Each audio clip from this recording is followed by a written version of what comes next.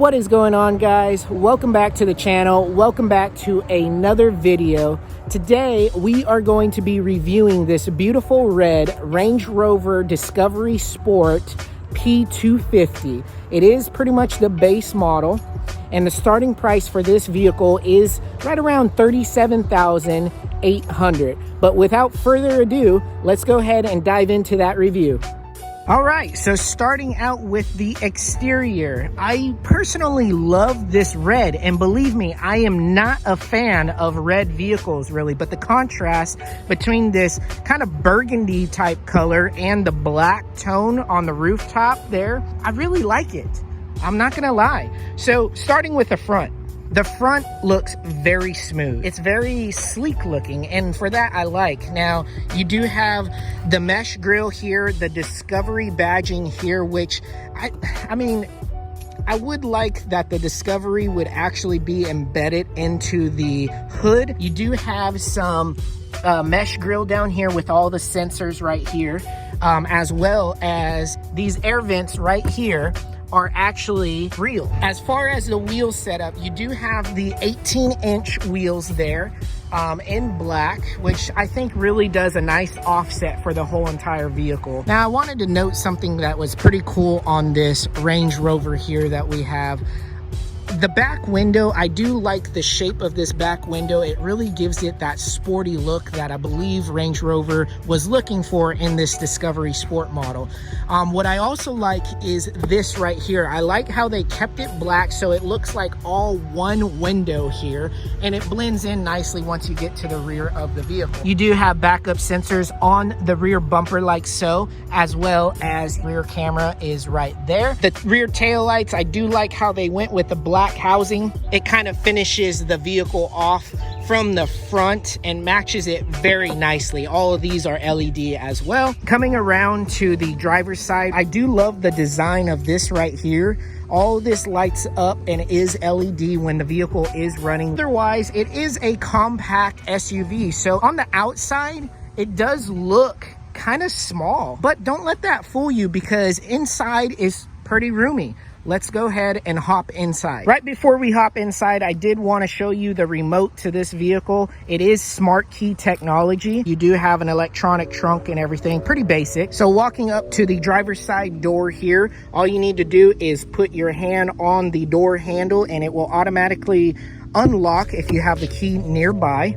And you're welcome to kind of a basic interior. Again, this is the base model version. They do have more luxurious interior as far as leather and so on and so forth, but for the price, I think this is a pretty good interior. First off, let's talk about this door panel here. So it is nice, pretty basic, which I actually like how basic it is. However, the window switches right here are at a very awkward position. They're really up top here, and then you do have the mirror adjustments as well up top. You do come into here and the unlock and lock are kind of tucked away.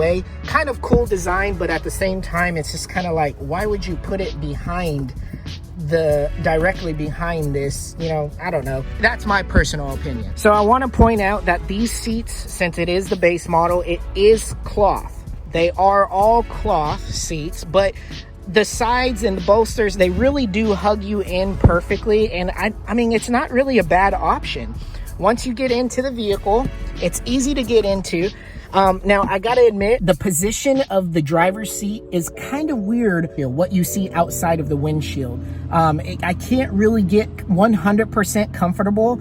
And keep in mind, since it's the base model, you do have manual seat adjustments. One right here to move the seat forward and backward, and one right there to adjust the back side of the seat. All right, so let's go ahead and start her up. Press the brake, push the button, and voila. Now, I do like the dashes. They are somewhat digital and analog. Some of it is right here for the RPM, and then as well as carried over. I don't know if you can see that, the glare of the sun there. Goes about like 95 or so goes into digital. I think that's kind of cool. It's futuristic looking. So basic setup right there. You have all your icons here. Once you get down to your steering wheel, it's pretty basic for the most part. You have your volume adjustments, radio controls here on the left, volume up, volume down. You do have all your hands-free device buttons here. Cruise control, you move over to the right, and your cruise control you can set, resume. As far as the steering wheel material, the steering wheel feels good in your hand. It's the right diameter, and it's very comfortable. So I will say that the visibility in here is pretty good. It's not the best for like a smaller SUV, but you do have quite a bit of visibility here.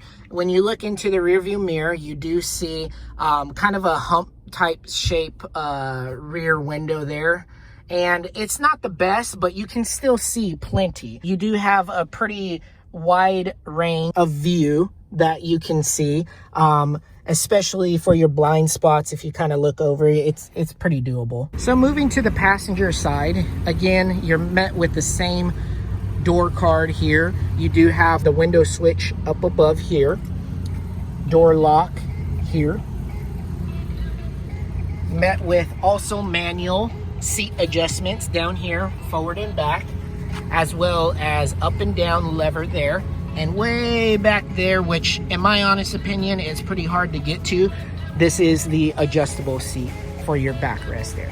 When the seat is pushed all the way back on the passenger side, you do have a lot of leg room. Now moving over to the infotainment center. So I kind of like this screen here, but as you can see, there's already a glare, and if you get more into the sun, it's actually really hard to see. So you can't tilt it in any way. It's just a flat screen that's in here.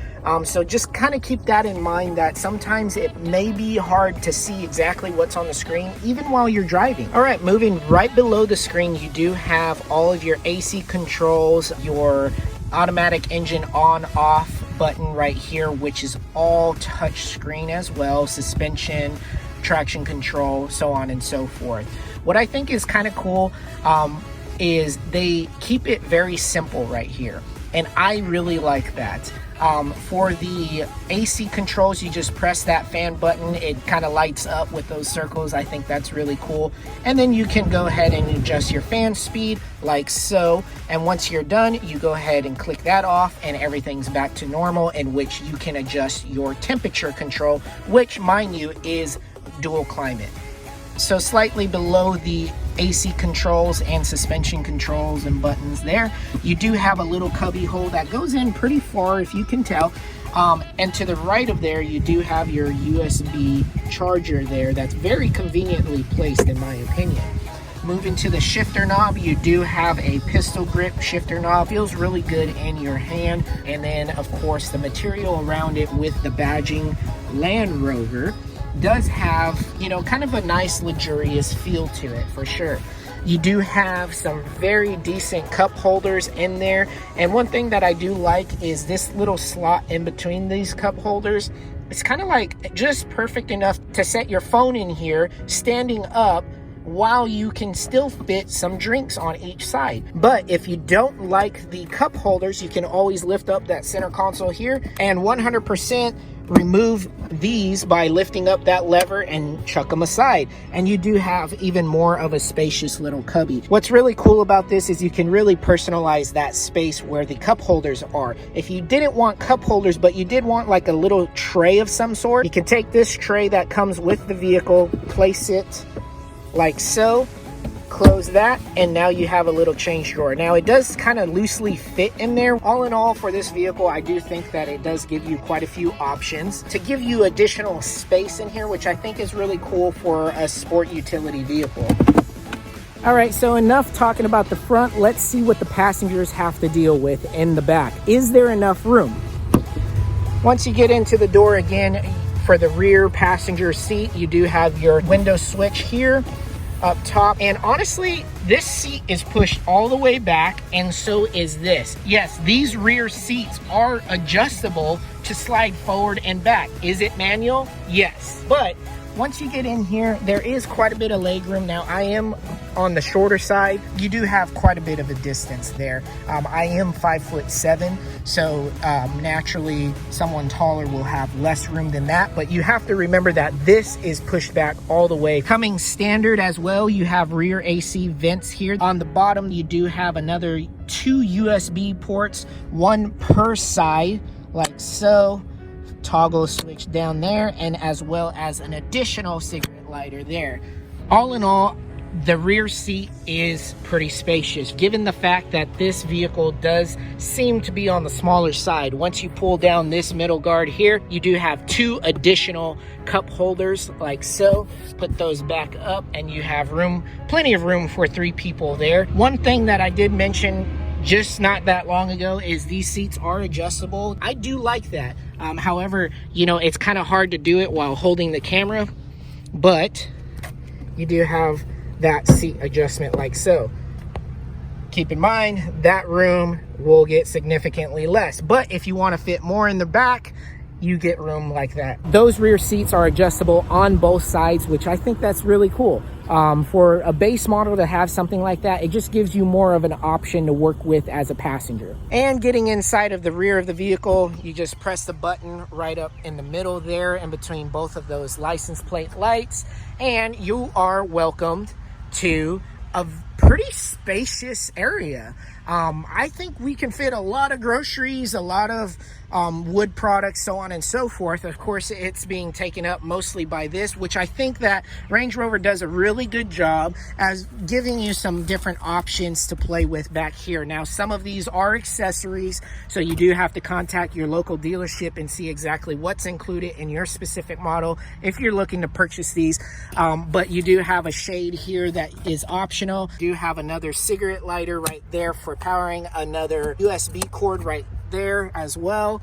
And then you go on this side, and now this is what I think is kind of cool, but the only thing I wish it did is it moved the seats all the way down. So you press this lever right here, toggle that up, and it just releases the seat. Underneath this mat, again, I don't know if this mat will come standard on these. It might be an additional accessory for this vehicle, but the carpet underneath, you do have your panel right here, lift that up, and then you have all of your spare tire and everything you need here. And I do like the button that you can press to simply close the rear hatch. All in all, the vehicle is a very great vehicle for the price. You do have $37,800 starting price for this specific model with the 18-inch wheels, and it does come with an all-wheel drive system, which makes it better for rain conditions, maybe towing something as well, and snow conditions, so on and so forth. Does it have enough room in the back? I do believe that it does to carry enough passengers, be comfortable enough. And the look of the vehicle, I do give it an A+. I don't know why, but I'm not even really a fan of SUVs per se, but I do like how, especially the top, they give that rear spoiler that just kind of allows it to finish off the sleekness of the vehicle that they were trying to attempt in the back. And I think they did a great job. In this spoiler, you do have the third brake light LED strip, which is a nice touch. Thank you so much, guys, for sticking with me on this review. It's only my second review, so I really appreciate it. If I've done something incorrect or said something incorrectly, please let me know in the comments below. Also, let me know what you think about the price point for what you're getting and the amenities and features that this vehicle does have behind me here. And if you're looking for a smaller SUV type, let me know in the comments below. Would you buy this one? Again, thank you so much for watching today's video. Hit the like button and please consider subscribing. Peace.